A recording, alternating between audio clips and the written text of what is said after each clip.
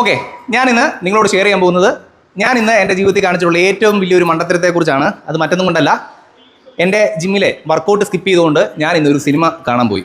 അത് മറ്റൊന്നുമല്ല, നമ്മുടെ ബേസിൽ ജോസഫിൻ്റെ അതിരടി എന്ന മൾട്ടി സ്റ്റാർ സിനിമ. തീർച്ചയായിട്ടും അതിരടിയുടെ ട്രെയിലറൊക്കെ കണ്ടപ്പം തീർച്ചയായിട്ടും ഒരു ക്യാമ്പസ് ഹ്യൂമർ പടമൊക്കെ ആണെന്ന് വിചാരിച്ചിട്ടാണ് നമ്മളെല്ലാം പോയി കണ്ടത്. പക്ഷേ വളരെ വിപരീതമായിട്ടുള്ള കാര്യങ്ങളാണ് ആ സിനിമയിൽ നടന്നിട്ടുള്ളത്. ടെക്നിക്കലി തിയേറ്റർ ഹൗസ്ഫുൾ തന്നെയായിരുന്നു. പക്ഷേ ടൈറ്റിൽ കാർഡ് കാണിക്കുന്നിടം മുതൽ ക്ലൈമാക്സ് കഴിയുന്നിടം വരെ അറിഞ്ഞുകൊണ്ട് മനസ്സിൽ നിന്നൊന്ന് ചിരിക്കാൻ പറ്റുന്ന ഒരു ഇൻസിഡൻറ്റും ആ സിനിമയിൽ ഇല്ല എന്നുള്ളത് വളരെ വിരോധാഭാസമാണ്. അതുമാത്രമല്ല, 2 മ്യൂസിക് ഡയറക്ടേഴ്സ് അഭിനയിച്ചിട്ടുള്ളൊരു പടം, ഒന്ന് വിനീത് ശ്രീനിവാസൻ, മറ്റൊന്ന് ഷാൻ റഹ്മാൻ. ഇവിടെ രണ്ടുപേരുടെയും ഇൻ്റർവ്യൂവിലെ തള്ളു കണ്ടിട്ടാണ് ഞാൻ ഈ സിനിമയ്ക്ക് ടിക്കറ്റ് എടുക്കാൻ പ്രേരിതമായി.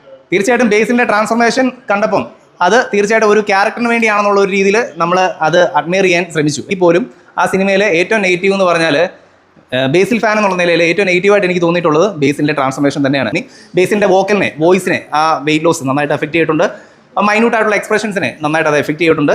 അപ്പം തീർച്ചയായിട്ടും ബേസിൽ എത്ര ശ്രമിച്ചിട്ടും ആ പഴയ ബേസിലിൻ്റെ അടുത്തു നിന്ന് വന്നിട്ടുള്ള ആ ടൈമിങ്ങും ഹ്യൂമർ ടൈമിംഗ് ഒന്നും പ്രോപ്പറായിട്ട് വന്നിട്ടില്ല.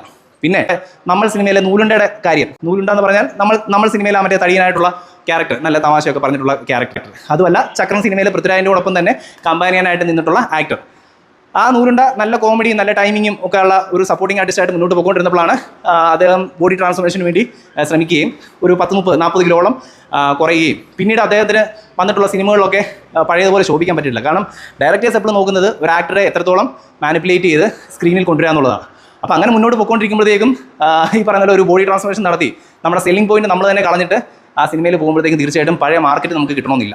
എന്നെ സംബന്ധിച്ചോളം ബേസിൽ ഇത്ര എഫേർട്ട് എടുത്ത് ബോഡി ട്രാൻസ്ഫോർമേഷൻ നടത്തി അഭിനയിക്കാനുള്ള ഒരു പൊട്ടൻഷ്യൽ ഉള്ള സിനിമയായിട്ട്, പർട്ടിക്കുലർലി ഈ സിനിമയായിട്ട് എനിക്ക് തോന്നിയിട്ടില്ല. മേ ബി അദ്ദേഹത്തിൻ്റെ എഡിബിളായിട്ടുള്ള ബോഡി വെയിറ്റിലോട്ടും ആ ഒരു പഴയ ചാമ്പിലോട്ടും അടുത്ത സിനിമയിൽ തിരിച്ചെത്തും എന്ന് വിശ്വസിക്കുന്നു. അപ്പം ബേസിനെ സംബന്ധിച്ചോളം ഈ വെയിറ്റ് ലോസ് നടന്നപ്പോൾ തന്നെ ആ ബേസിൻ്റെ അഡ്വാൻറ്റേജ് ആയിട്ടുള്ള ക്യൂട്ട്നെസ്സും അല്ലെങ്കിൽ ആ ഒരു ആക്ടിങ് പൊട്ടൻഷ്യലും ആ പറയുന്ന കവിൾ കൊണ്ടുള്ള ചെറിയ കാര്യങ്ങളൊക്കെ നഷ്ടപ്പെട്ടിട്ടുണ്ട്. പിന്നെ സിനിമ ടോട്ടലി ബോറടിയായിരുന്നു. ഒരു 15 മിനിറ്റ് കഴിഞ്ഞപ്പോൾ തന്നെ മനസ്സിലായി ഈ സിനിമയുടെ റൂട്ട് എങ്ങോട്ടാണെന്നുള്ളത്. അങ്ങനെ ബോറടിച്ചിരുന്നപ്പോഴാണ് ആ സിനിമയിൽ ഇൻട്രസ്റ്റിംഗ് ആയിട്ട് നമ്മുടെ ന്യൂസ് ചാനൽ കണ്ടുകൊണ്ടിരിക്കുന്നതാണ് ഭേദമെന്ന് കരുതി ഞാനും കുറേ നേരം സിനിമ കാണുന്നതിൻ്റെ ഇടയ്ക്ക് തന്നെ കുറേ നേരം ന്യൂസ് റീലും കണ്ടുകൊണ്ടിരുന്നു. മറ്റൊന്നുമല്ല, അതിലും ഇൻട്രസ്റ്റിംഗ് ആയിട്ടുള്ള ഒരു ഹ്യൂമറാണ് സത്യം പറഞ്ഞാൽ ഇപ്പം നടക്കുന്ന ഈ കേരളത്തിലെ CM ആരാന്ന് അറിയാനുള്ള ആകാംക്ഷ. അപ്പം കുറേ നേരം സിനിമ കണ്ട് ബോറടിച്ചപ്പോഴത്തേക്കും കുറേ നേരം മിക്കവരും ന്യൂസും കാര്യങ്ങളും കണ്ടുകൊണ്ടിരിക്കുക സിനിമ കാണുന്നതിൻ്റെ ഇടയ്ക്ക് തന്നെ. കാരണം അത്രയും ബോറടിയായിരുന്നു ആ സിനിമ. അപ്പോൾ ഞാൻ എൻ്റെ അഭിപ്രായം പറഞ്ഞതേ ഉള്ളൂ. പിന്നെ ഒരു കാര്യം, ഒരു കാരണവശാലും ഇതുപോലെ കോടാലി പടങ്ങൾ സ്വന്തം വർക്കൗട്ട് സ്കിപ്പ് ചെയ്തിട്ട് പോകാൻ നിൽക്കില്ല. നല്ല വിഷമം വരും, ലൈക്ക് ഞാനിപ്പോൾ അനുഭവിക്കുന്നവരെ.